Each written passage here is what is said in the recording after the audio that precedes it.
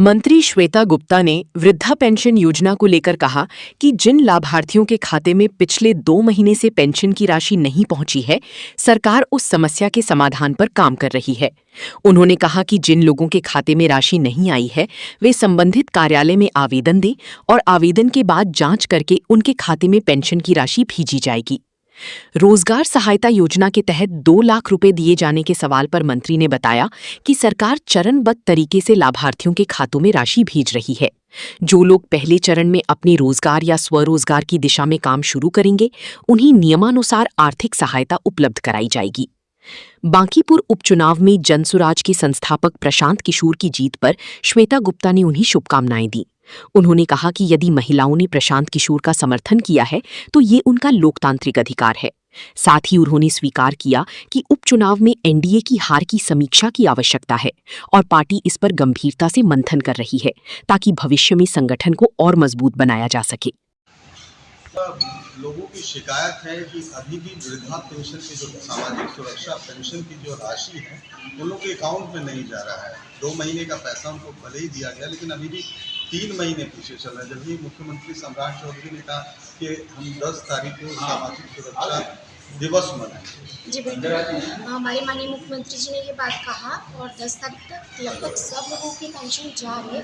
कुछ लोग जो बचे हुए हैं जिनका भी लाइफ सर्टिफिकेट अभी तक नहीं हो पाया है, चाहे कुछ कारण हो जिसकी वजह से नहीं हो पाया, बस सिर्फ उन्हीं लोगों का आगे जो है वृद्धा पेंशन बचा हुआ है। बाकी सब लोगों का पेंशन लगातार जा रहा है। अगर ऐसे कोई भी व्यक्ति है तो वो अपनी एप्लीकेशन देंगे तो उनका जो लाइफ सर्टिफिकेट या कोई प्रॉब्लम उनके अकाउंट में होगी तो उनका ट्रांसफर हो जाएगा। अच्छा सर, एनडीए सरकार बनने से पहले महिलाओं को 2 लाख रुपए देने की बात कही गई थी, लेकिन अभी तक उसका कुछ निदान नहीं।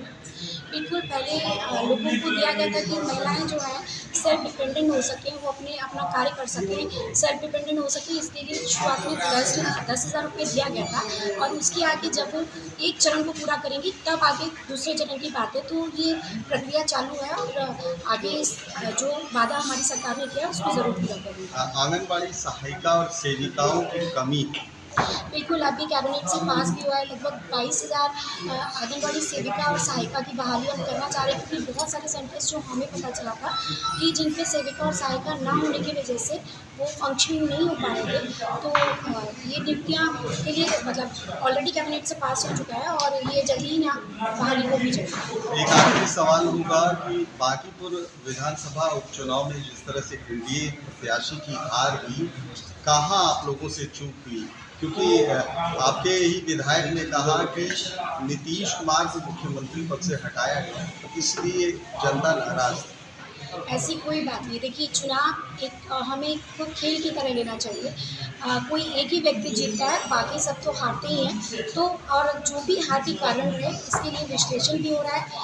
जो हमारे एनडीए के शीर्ष नेतृत्व है वो लोग इस बारे में डिस्कशन भी कर रहे हैं और कहीं भी अगर कोई हार होती है तो हमें उससे सीख लेनी चाहिए और जो भी गलती हुई होगी उनको हम लोग ठीक करेंगे। लेकिन प्रशांत किशोर अपनी जीत का श्रेय पूरी बांकीपुर की महिलाओं को दे रहे हैं। चूँकि वो जीत गए हैं तो मैं उनको उनकी जीत पर बधाई भी देती हूँ और आप वो जिसको भी दें श्रेय वो अलग बात है। फिलहाल हम लोगों ने अपने हार का जो कारण है उसको हम लोग पहले ये देखते हैं कि हमारे हार का क्या कारण रहा और उसके लिए हम लोग आगे उस काम को ठीक करेंगे। बस क्या एनडीए दल के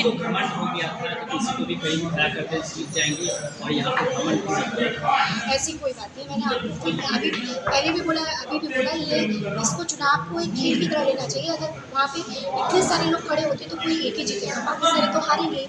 लेकिन अगर आप कहीं हारते हैं तो जो आपकी गलतियाँ हैं उससे हमें सीख लेनी चाहिए और आगे आने वाले चुनाव में वो सारी गलतियाँ ना हो, इस बात का ध्यान देना चाहिए। क्या एनडीए दल के लिए प्रशांत किशोर एक बड़ी चुनौती के तौर पर उभरेंगे? जी बिल्कुल, हमारा एनडीए हमेशा से बिहार के विकास के लिए कार्य करता रहा है। जितना कार्य हम लोगों ने किया है वो लोग 20 क्या 50 वर्ष में भी नहीं कर सकता, जितना विकास का कार्य हम लोगों ने किया है और हमारे लिए कोई चुनौती कोई भी नहीं है। मैम, क्या नीतीश कुमार को फिर से बिहार की बागडोर संभालनी चाहिए, क्योंकि जनता की भी आवाज़ यही है?